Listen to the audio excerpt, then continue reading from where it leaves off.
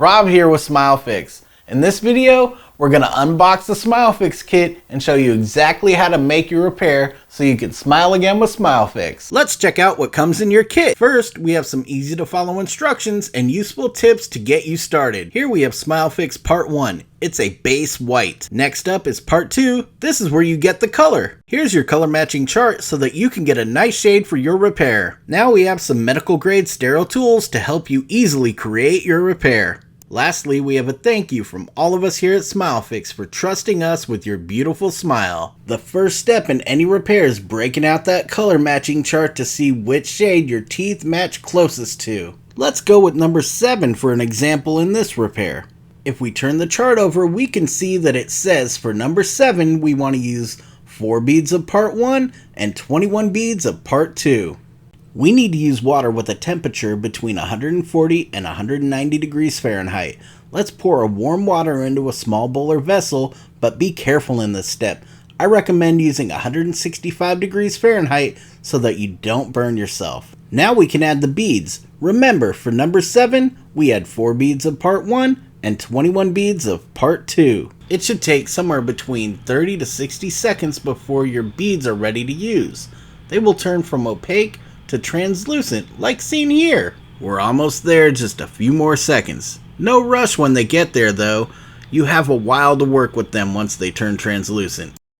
This looks good. Let's use our tongs to gather them together. Now we can pull them out and knead them together like putty to mix the two parts into one shade. After they're mixed, we toss the piece back in to remelt. When we pull the material out, just roll it into a ball while it's still fully pliable. You have a short time before the material hardens up. You want to take the ball and place it into the area of the repair. In this step, it's important to have more material than you need. You can always remove material as you go, but it's hard to add material back to an already completed or semi-hardened repair. Notice my finger moving the pliable material down the bridge of the upper jaw and along the roof of the mouth. Use your tongue and finger to help you with this part.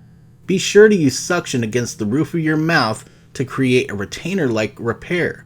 This is the best way to achieve a repair that's even better fitting than your dentist can give you. Now we're using the tools from our kit to form the repair into the shape of a tooth. The more important thing to remember is that we have small gaps between our teeth. Use the tools to form a contour and give this type of appearance to your repair. You can see I just took the repair out and placed it back into the warm water to heat it up again while making the repair. I recommend having a bowl of hot water and ice water for quick transitions between being pliable and firm while making your repair. Keep working your repair into place and shape until it's perfect for you. Practice makes perfect, and you will be shocked how quickly you can make an incredibly realistic looking tooth repair. Oh no! SmileFix!